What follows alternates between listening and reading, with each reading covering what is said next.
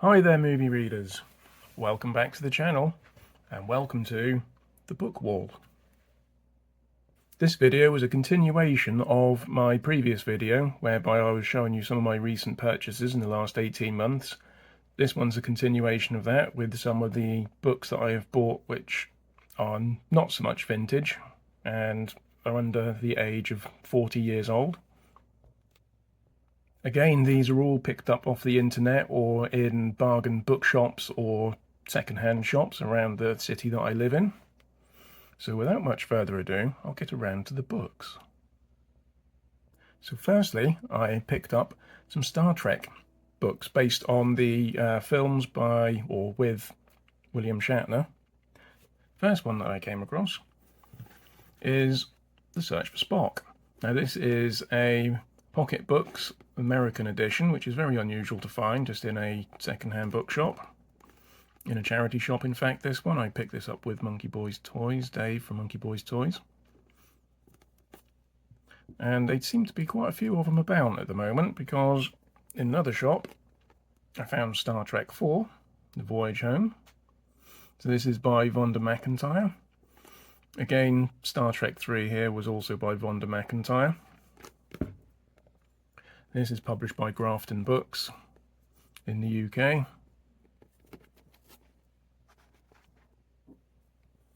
And also Star Trek 5, The Final Frontier. Now this one was written by J.M. Dillard, which is Jean Dillard, who then took over from Vonda McIntyre in writing some of these novelizations. And she would continue to write for the foreseeable future up until the end of the Next Generation movies. Again, this one's Grafton Books as well.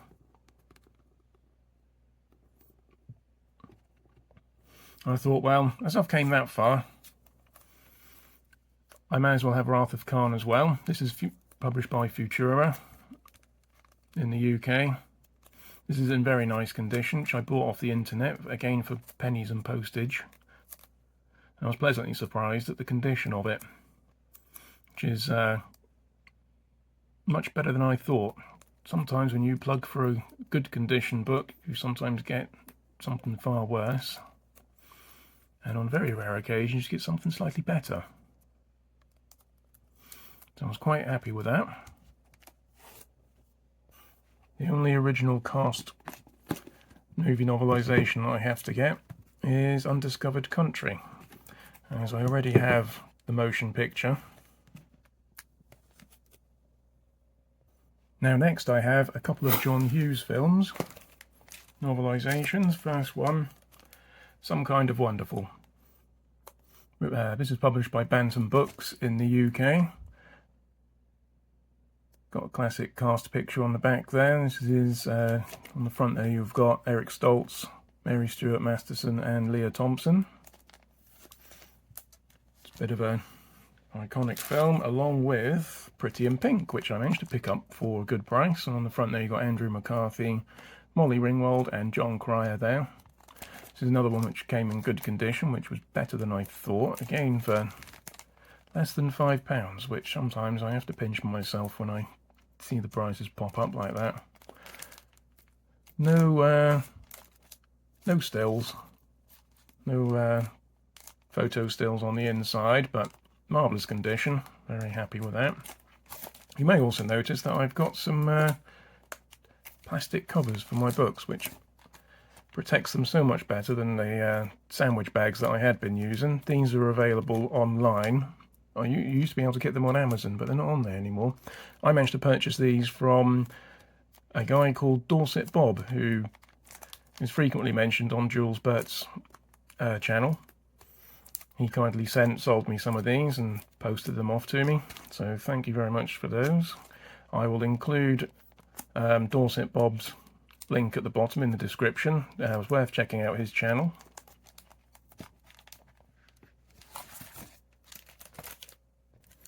I have yet to read this. However, apparently it does have an alternative ending to the film, so I'll have to check that out and see how much it differs. Another 80s film, Desperately Seeking Susan, the novel by Susan Dworkin, based on the screenplay by Leora Barish. That's the back cover there. This was published in United Kingdom again by Arrow Books this time. Now this one does have some stills in the centre from the film. Black and white, but still very nice. Another internet purchase, Spaceballs the book. Novelisation by Jovial Bob Stein, or Steen. This is the UK edition, printed by Hippo Books, which is actually Scholastic, but for some reason in the UK we get treated to a hippo on our cover. Now this is surprisingly in good condition as well. Sadly no pictures on the inside, but I was very happy with the condition of that one. Next I have a couple of horror movies from the 80s. Sadly not very big ones. This is The Bride, published by Star Books and written by Vonda McIntyre again. She got around in the 80s quite a bit, very much in demand. Now this was starring Sting and Jennifer Beals, Geraldine Page and Clancy Brown. Now I do believe this film earned itself a Razzie. Wasn't very good, but the price of this book was, so can't argue for £1.50. And the other one that I have is Gothic. Yep, me neither. I don't think I was aware of this one. This is a new film, as it says here, by Ken Russell. Now this was starring Julian Sands, Gabriel Byrne, Natasha Richardson, and even Timothy Spall. Music by Thomas Dolby. I don't remember much of this film. I'm not even sure if I've actually seen it. But weirdly, coincidentally, two of the stars there, Julian Sands and Natasha Richardson, unfortunately had early deaths and sadly passed away far too soon. And probably my best purchase of the last 18 months, Terminator. Yes, I already have this, but I have the American version.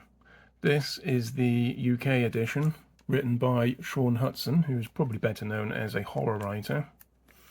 Now he wrote this with very little to go on other than just the screenplay, so he tended to focus on the more sort of gorier horror aspects of the film.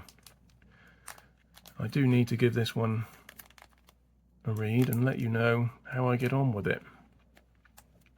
Cover is pretty much the same. I've got here the US reprint. Pretty much the same picture. UK one here is just slightly zoomed out from the poster. Now I got this from eBay. Thanks again to Dave at Monkey Boys Toys who acquired this for me. This was published by Star Books in the UK. Now this is in very good condition, and I strongly suspect so because this isn't actually the original 1984 version. This was the reprint from 1988. Ordinarily I'd be a bit of a first edition snob and not like that, but given how rare it is to find this book for an affordable price, I was more than happy with this edition.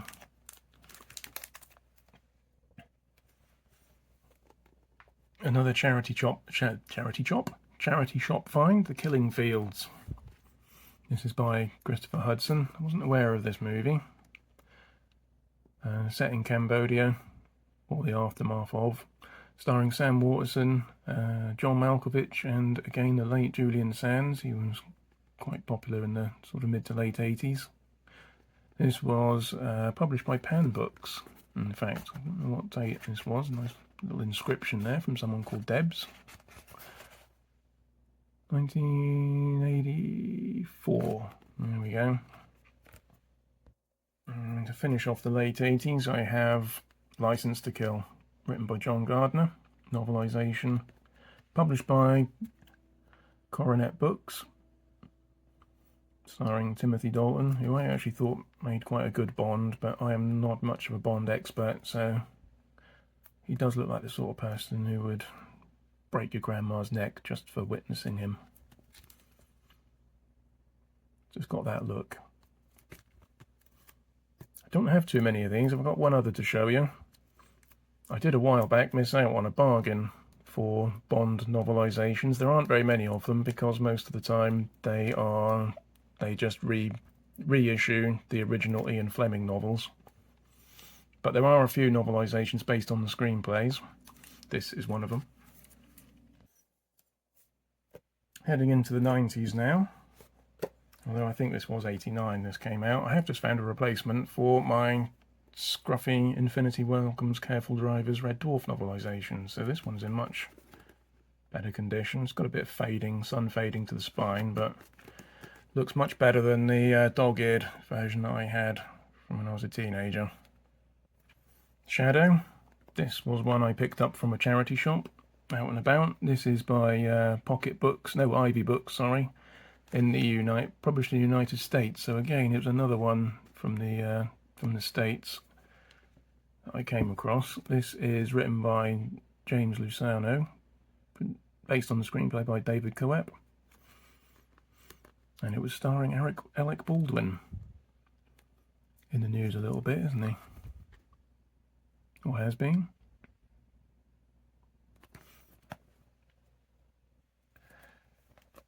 This is the other second-hand bookshop purchase that I found, another James Bond. So this is GoldenEye by John Gardner again. No stills, unfortunately, but some cast pictures on the back.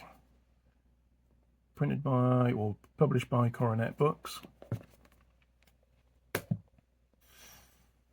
And a few months back I mentioned to someone online that you don't see many Dewey Graham novelizations about. They don't seem to occur. And then all of a sudden, the two of them pop up in second-hand shops, just like that, just like buses. This is Fallen, a film starring Denzel Washington, John Goodman, and Donald Sutherland. And this was written by author Dewey Graham. I have seen this film and I cannot remember much about it. I don't think it did very well. But this is the novelisation. It probably reads better as a sort of thriller rather than the film, but who knows? I'll have to give it a try one day.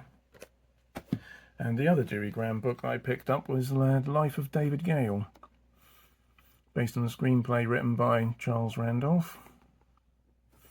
Major motion picture by Universal Pictures. And again, this is another US edition book, which is unusual to find, and I'm not going to see very many of these in the future until the prices of postage overseas shipping improves. Then there's going to be a bit of a gap. Another internet purchase, Planet of the Apes by William T. Quick.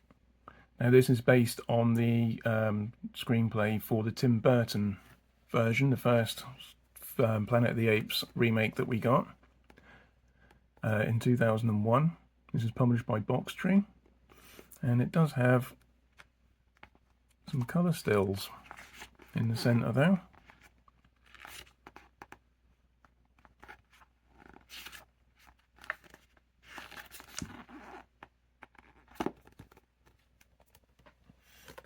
That coincidentally completes my collection for all of the Planet of the Apes remake films that came after the originals and after the original movie.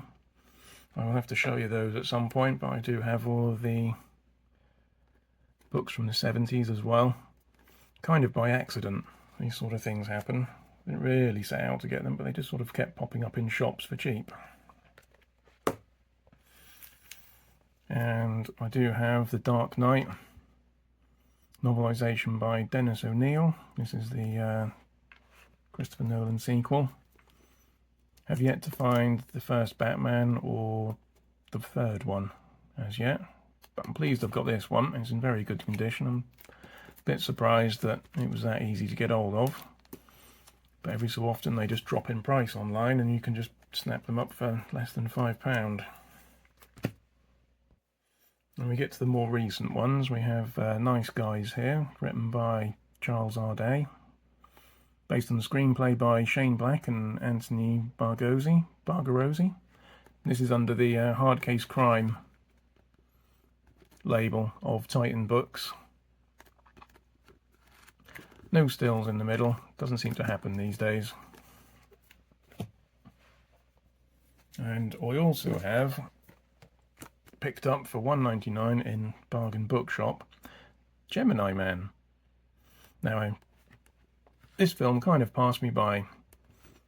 Apparently it's quite bad. Some dodgy science in it.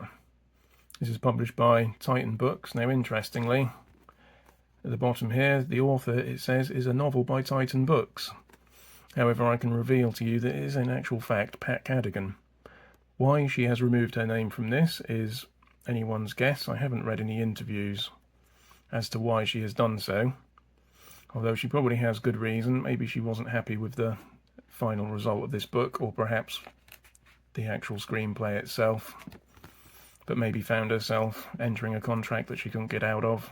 Either way, her name's removed, and instead it's got just the name Titan Books. Another second-hand bookshop find. Kong Skull Island. Still got a few of those to find. I don't really fancy paying the full price for them, if I can help it, so I do tend to pick them up when they start appearing in second-hand bookshops or online for much cheaper. Nice cover on the front of this. This is a novelisation by Tim Leben.